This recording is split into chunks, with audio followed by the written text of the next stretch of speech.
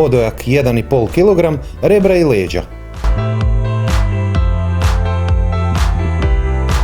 Možete kožu narezati na kockice, biti će efektnog izgleda i korica će možda čak biti još hrskavija.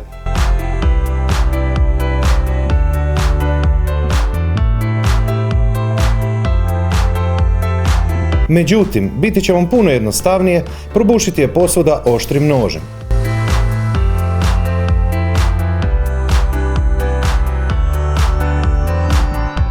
Jedan i pol posto soli u odnosu na količinu mesa. Znači ja sam stavio oko 22 grama. Mala žličica šarenog papra.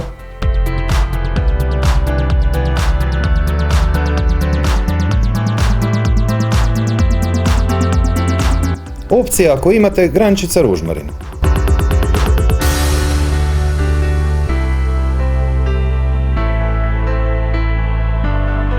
Podijeliti na 1/4 i 3/4, to je 75 i 25%.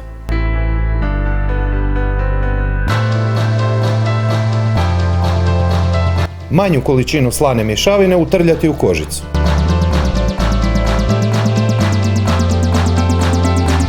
A veću količinu slane mješavine utrljati sa druge strane. Mala žličica senfa, utrljati samo ovu stranu. 2 žlice ulja.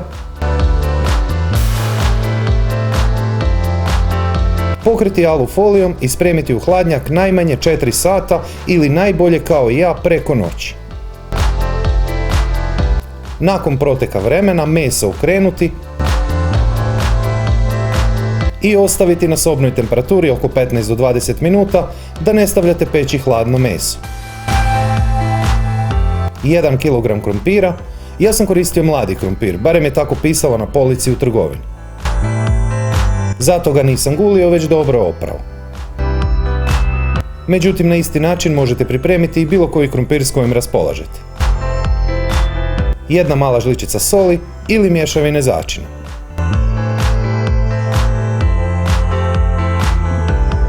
Jedna mala žličica slatke dimljene paprike, može i klasična slatka paprika, ne mora biti dimljena.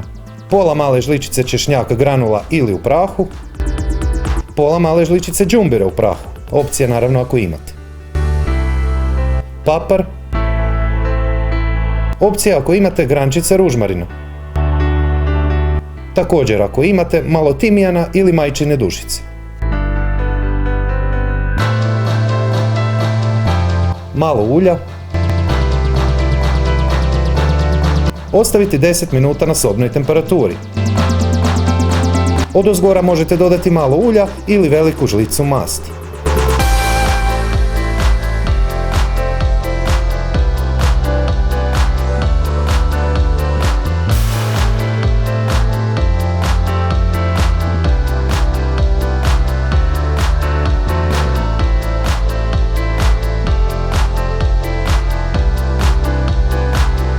Umjesto poklopca možete koristiti aluminijsku foliju. Peći poklopljeno sa uključenim gornjim i donjim grijačem, znači bez ventilatora, 45 minuta na 200 stupnjeva.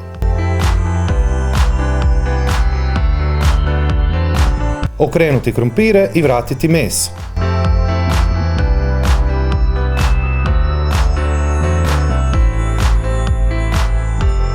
Nastaviti peći, ali ovaj put bez poklopca, 25 minuta na istoj temperaturi. Zaliti meso sokovima i masnoćom od pečenja.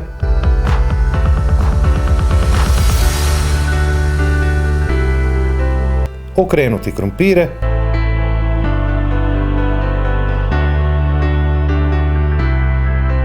Meso zaliti sa još malo masnoće. Sada koristiti vodu ili svjetlo pivo, 2 decilitra, ali zaliti samo oko mesa, znači ne odozgora po kožici jer se sad mora sušiti da postane hrskava. Nastaviti peći koliko god je potrebno, sve dok korica ne postane hrskava. Meni je trebalo negdje oko sat vremena, možda koju minutu manje.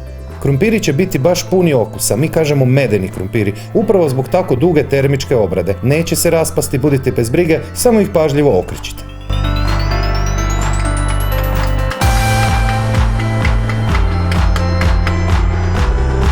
Ispod svakog mog videa je pisani recept, popis sastojaka, postupak i savjeti koji nisu stali u video. ali i mnoštvo sličnih i prigodnih recepata koje ste možda propustili, a stvarno bi volio da ih isprobate.